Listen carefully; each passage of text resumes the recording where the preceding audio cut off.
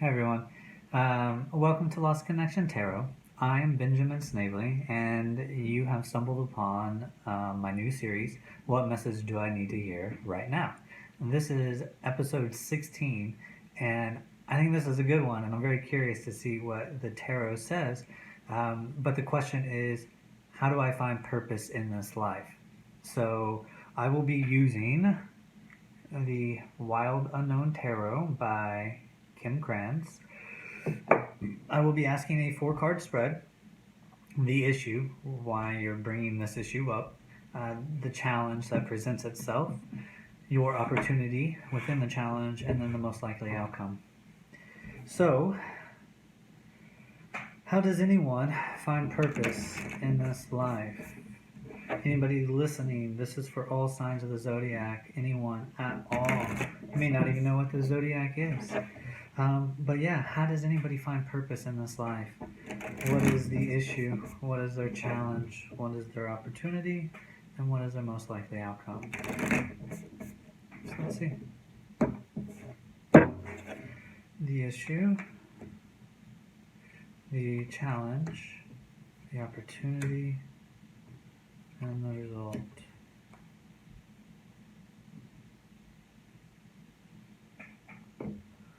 Alright. Okay, we'll see how this goes. Okay. So, the first card, we have the Daughter of Wands. So, the Daughter of Wands is also the Page of Wands. Now, with tarot, you have Minor Arcana and Major Arcana.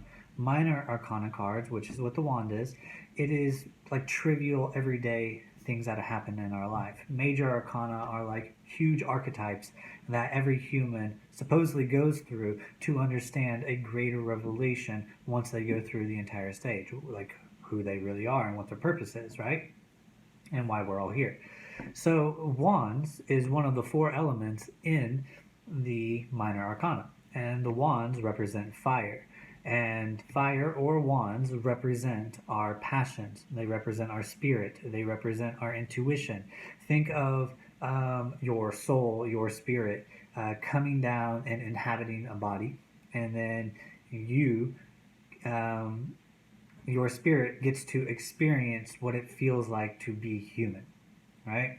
And it is the thing that is like your willpower. It kind of drives you. It kind of tells you intuitively what it wants to do. But it's not your mind, it's not your ego who thinks it's in control, and it's not your emotions or your heart, okay? It's like that deep down, soft, soothing voice that is always with you. So, the issue, okay, how do I find purpose in life at the Daughter of Wands? It's asking you to remember what it is to be a kid and to discover things that light our passion. Sorry. Better. I just hooked up my mic, and if it doesn't sound better, I need to get a new mic. So, anywho, okay, so the Daughter of Wands is a young energy. So you have the Daughter or the Page of Wands. Okay, that's the first court card. Then you have the Knight. Think of that as a teenager. Then the Queen, the mom, and then the King, the dad. All right. So this would be the young child, and it doesn't matter if it's a girl or a boy, but it's a young child who is inquisitive and curious about the energy they represent. So Wands is someone who is learning to understand the power that they wield within themselves. The idea that they have passion, they have desire, they have this burning sensation within them that drives them into certain aspects of life. And so the issue of the question, what is, or how can I find purpose? How can anyone find purpose in this life? It's asking you to not focus on results, but to go towards callings that awaken your soul. And don't worry about a finished product, because when you think about a finished product, it takes away the journey and what could be. And instead, You want to kind of play with it, experiment with it, be curious about it, know how it works, take it apart, re-engineer it, so to speak. And that is the issue. So to find purpose in your life, the first thing you need to do is you need to get back into the eyes of what it means to be a child, to be curious about everything again, to wonder how things work, to understand and try to recognize patterns and systems and learn wisdom through experience and following your heart and passion, the thing that is desired. So instead of just doing what society dictates, instead of doing what you are told to do based on your religion, your society, your conditioning, your job, your role that you play, right? Instead, look at life as something to be experienced and reconnect with your passion and what brings fire into your life and start being curious again. So if that means picking up the guitar, pick up the guitar. It doesn't mean you're going to be a maestro. It doesn't mean you're going to get famous. It doesn't mean you're going to be a YouTube star. It doesn't mean that you're going to get a record deal. It just means pick up the guitar and get back into hearing harmony again and having your fingers have a textile texture to it, and getting bruises and little calluses on their fingers again, and just learning hand-eye coordination. Maybe it's the idea of starting a garden and putting your feet into the soil and nurturing something and letting it grow, right? It's not about the end product. It's about reconnecting with what it means to be alive, what it means to discover passion again and desire. Okay, so that's the issue. That's the first place you need to go. Now, your challenge is we all come at life as I have to make money. So what we got was the Father of Pentacles in reverse. So this would be the King of Pentacles, and a pentacle is anything that is representative of earth. It is solidified matter on earth. So our bodies would be a pentacle. These tarot cards, since they are tangible and I can hold them in my hands, would be a pentacle. Your car that you drive, the house that you have, the money, all of this stuff are pentacles. And you can even talk about your style of dress. You can talk about your career, even though that's not tangible. It's of this earth. And so being the King of Pentacles is somebody who has balanced all of the emotions. This is fire, water, earth, and wind, plus ether, right? These are all of the elements that combine to create the experience on earth. And as the King of Pentacles, this person understands the power that they wield. They understand their emotions and how to be in control of them. They understand their ego and how it is supposed to be of service to them, because it's supposed to listen to your spirit, and your spirit is supposed to have a desire, and then it's supposed to emotionally connect to something, and then you're supposed to logically understand it, and then logically create it, and then you produce or this thing that fulfills you, and you're happy, right? But also you recognize now that you have built it, it is static and it is old, and so you now need something new. So you create a new desire, and then you emotionally care about it, and then you logically understand it, and you logically figure out how to make it or produce it, and then again you have produced this thing and it makes you happy, and then you go over again, because life is ever changing, and anytime we get stuck, we get, that's where scarcity comes from, and we can't let go of the things that we made, and we put too much attention towards them instead of recognizing that we are the masters of this creation. So the King of Pentacles knows this power. He can create abundance because he is in control of all of those elements. And therefore, he is the master of the earth. He is the master of making his reality abundant and full of pleasures of the earth, because he has listened to the earth. He has listened to his spirit. He has taken his emotions under control, and he guides them appropriately instead of being controlled by them. He makes sure that his ego and his mind and his intellect work for his spirit, instead of his mind taking control and thinking it's the boss, right? It knows where it is, and then it knows what its purpose is, and then it creates what it needs to create, and then it moves on.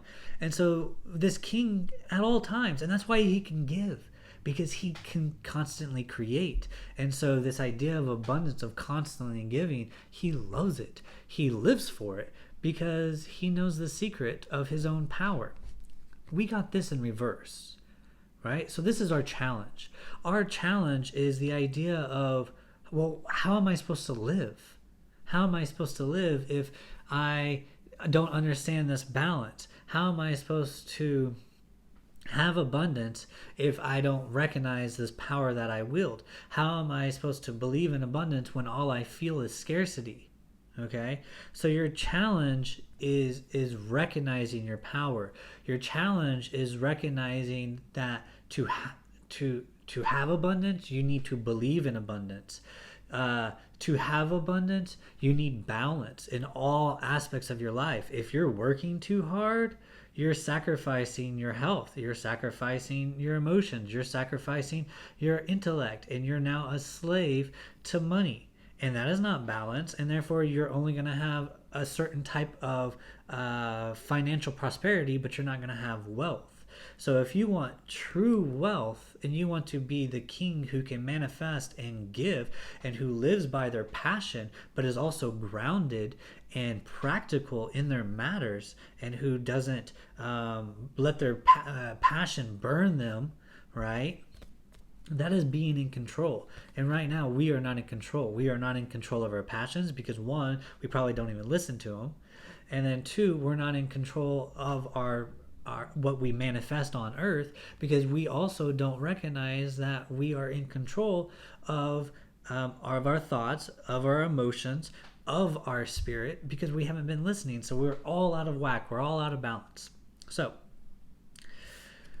the issue is to rediscover earth, right? Rediscover passions, rediscover our spirit. And once we rediscover our spirit and let it drive us, right? And let it drive us towards something that we can be emotionally fulfilled towards, and that logically and intuitively feels good and makes sense and is inherently good and benefits all, right? Then it can produce wealth. It can produce a pentacle, something that is sustaining and something that benefits us. So your challenge is to be careful and recognize the power that you hold, and to recognize, to create abundance, you need balance in all aspects of your life. Okay? Now, this is when it gets interesting. Your opportunity is trivial conflict. Okay, so let's try to break this down. Now, here we are, we're at wands. Okay, just like here, wands represent our fire, and our fire is our passion, it's our intuition. Well, when we get to the 5 in the minor arcana, we're at a state of catabolism. We're at a state of destruction, because old forms and old ideas are dying and giving away, and we are constantly figuring out our true nature, and we're constantly whittling away old passions and old ideas and things that maybe worked for us at one point in time, but as we grew, these passions no longer fit our narrative. So when we're at the 5, we're still battling our truth, and we're battling with other people what we think it's important.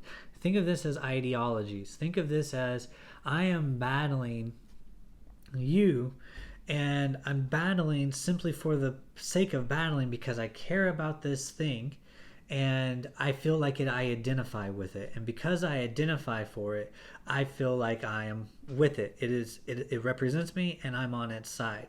But you have a different opinion and you're battling as strongly as I. And so this is a battle of intuitions. It's a battle of different wants. It's a battle of different desires. It's a battle of different ideologies coming into conflict. Now, there is no right or wrong, but we are so fervent and we've been listening to our intuition that we believe in this truth. And so we're willing to fight for it. So it's asking you to fight for it. And I think the reason it's asking you to fight for it is because it helps you solidify what you actually care about. Because when you're willing to stand up for something, you have to listen to other people's sides and their criticisms to your truth. And then it helps hone in on, does it really serve me? And that's why you can say, whoa, do I actually believe this anymore? Do I actually put care into this? Is this something that I still identify with? Is this something that I still believe in and should fight for? And if the answer turns into yes, then you can continue on your process and you can move to the 6, 7, 8, 9, 10, right? And then you can basically, once you get to the 10, you basically put it into your life as a routine, as a daily structure. So at the 5, you are battling other people and you're finding out if it is something worth holding on to. If it's an idea, an ideology that if you're willing to go to battle for it, if you're willing to stand up for it, then maybe it's something that it's worth having inside you and it's something worth keeping and representing yourself. But if people find fault in it and you're not able to stand up and calmly and confidently speak your truth to it, then it's an old idea that doesn't match who you are, and then you have the opportunity to start over and redesign what your passions are, and then go through the process until you get here again, and then you say, okay, is this new idea something that I am passionate about, something that I'm willing to defend, something I'm willing to fight for, right? And so as the daughter, you always go through this process, and the more you care about something, the more the universe asks, are you sure? Are you willing to identify with this? And then it puts obstacles in your way to see how you respond and how much you actually care about this thing that you say you care about. And eventually the universe will give in and give it to you because it recognizes that you're passionate about it and that it believes you're living from your truth because you have defended it so vigorously. So then it becomes a part of you.